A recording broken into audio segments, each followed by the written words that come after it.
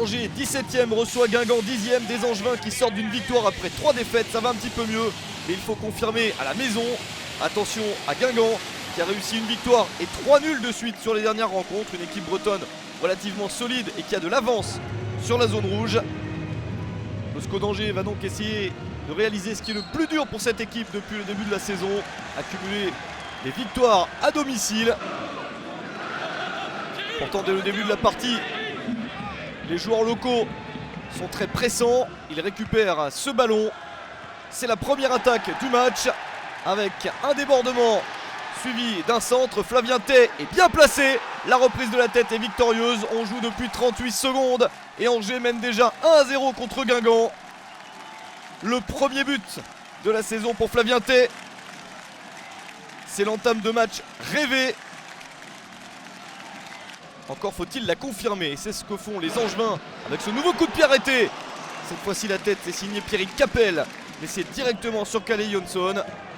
Guingamp sort enfin de sa moitié de terrain, la réponse peut-être avec Jordan Ikoko qui rate la cible. Énorme opportunité pour le défenseur guingampais qui était monté aux avant-postes. Angers mène toujours 1-0 à la mi-temps.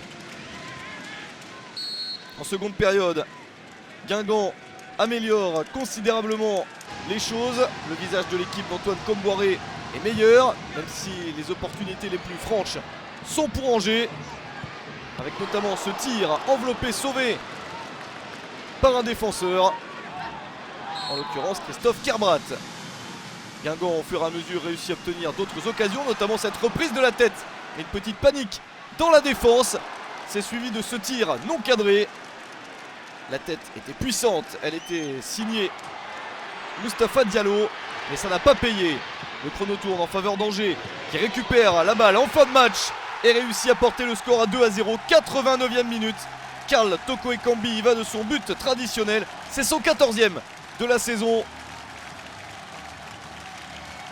Il permet de mettre Angers à l'abri, l'international camerounais a encore frappé.